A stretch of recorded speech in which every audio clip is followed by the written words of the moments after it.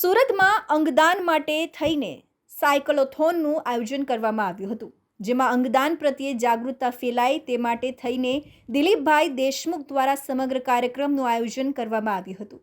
આ કાર્યક્રમમાં Surat police commissioner Anupamsinh, ગૃહ રાજ્યમંત્રી હર્ષ સંઘવી, સુરતના મેયર દક્ષેશ માવાણી સહિત મોટી સંખ્યામાં સાયકલિસ્ટોએ ઉપસ્થિત રહી અંગદાન જાગૃતિનો ફેલાવ કર્યો હતો.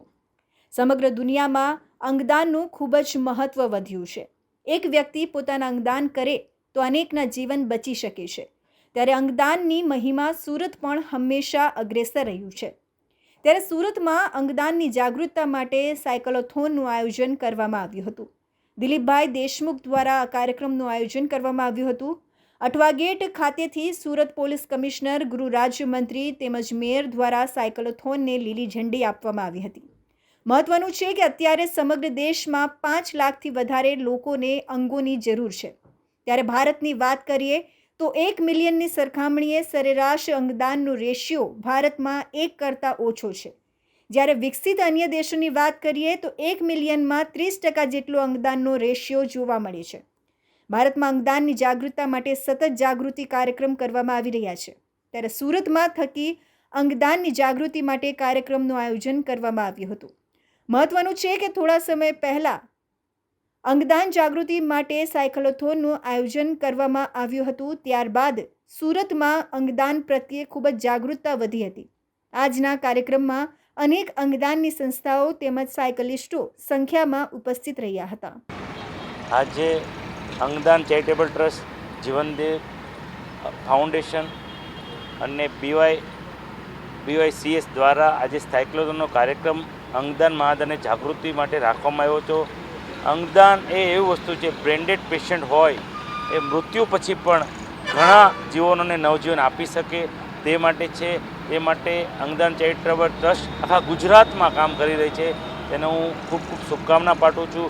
આવનાર સમયમાં સુરતમાં ઘણા અંગદાન થયા છે, તેમ આખા ગુજરાતમાં પણ બ્રેન્ડેડ પછી આપણે પેશન્ટના પરિવારને કન્વિન્સ કરીને અંગદાન દ્વારા ઘણા જીવો આપણે બચાવી શકીએ તેમ છે.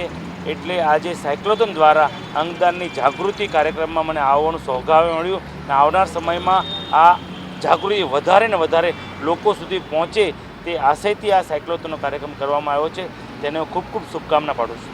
આજે આપણા સુરત શહેરમાં ઓર્ગન ડોનેશન અવેરનેસ માટે જોઈએ અને બધાને ખબર છે કે આવનાર દિવસોમાં અને હાલના દિવસોમાં પણ એટલા એક અગત્યનો જો વિષય છે જે લગભગ જો એ ઓલમોસ્ટ એવરી ડે જો ખૂબ સરસ રીતે જો એ મીડિયામાં કવરેજ બી થાય છે કે અંગદાન જેટલા લોકો બી ડોનેશન કરે છે એક બહુ મહાન કામ છે. એના ખૂબ સરસ રીતે મીડિયમ બી પ્રસ્તુત કરવામાં આવે છે અને એના પોલીસ ડિપાર્ટમેન્ટ બી જ્યારે ગ્રીન કોરિડોર બનાવવાની જરૂરત પડે છે ત્યારે ખૂબ મદદ કરે છે.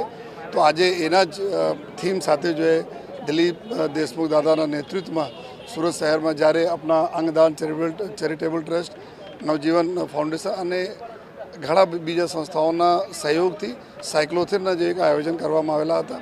તો આજે બધા અહીંયા સમાપન થયા. લોકો ખૂબ પાર્ટિસિપેટ કરવા જોઈએ, લોકો અવેરનેસ લાવે કે જો અંગદાન ઇઝ ધ મહાદાન છે જો અને એના આગળ અમે વધારતા જઈએ જોઈએ.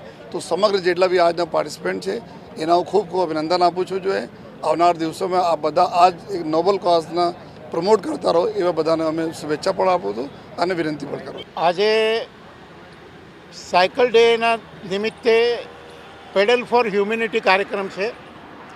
આજે નામ આપ્યું છે પેડલ ફોર હ્યુમેનિટી. અંગદાન મહાદાનના મેસેજ સાથે આજે પેડલ ફોર હ્યુમેનિટી છે. અંગદાનમાં માનવતા એ મહત્ત્વનું તત્વ છે. આપણા દેશમાં માન્યતાના કારણે અંગદાન ઓછું થાય છે. હું હંમેશા કહું છું કે માનવતા એ માન્યતા કરતાં વધારે મહત્ત્વનું છે અને આપણા દેશના લોકોની માન્યતા બદલાશે તો અંગદાનમાં પણ વધારો થશે. અત્યારે આપણા દેશમાં સરેરાશ 5 લાખ લોકોને અત્યંત અર્જન્ટ અંગોની જરૂરિયાત છે અને વર્તમાનમાં આપણા દેશનો અંગદાનનો રેશિયો પર મિલિયન 1 કરતાં ઓછો છે. વિકસિત દેશોમાં પર મિલિયન અંગદાનનો રેશિયો 30 કરતાં વધારે છે. આપણો દેશ 3 દિવસ પછી એક વિકસિત દેશની દિશામાં ડગ માંડી રહ્યું છે. ત્યારે આપણો દેશ વિકસિત દેશ બને, પ્રગતિશીલ દેશ બને, પ્રગત દેશ બને એટલા માટે અંગદાનમાં પણ જાગૃતિ લાવવી અત્યંત જરૂરી છે. વિકસિત દેશ બનાવવા માટે અંગદાન જાગૃતિના મેસેજ સાથે અંગદાન મહાદાન આ સૂત્ર સાથે આજે પેડલ ફોર હ્યુમેનિટી અર્થાત પેડલ ફોર માનવતા એના માટે આજનો અંગદાનનો કાર્યક્રમ છે.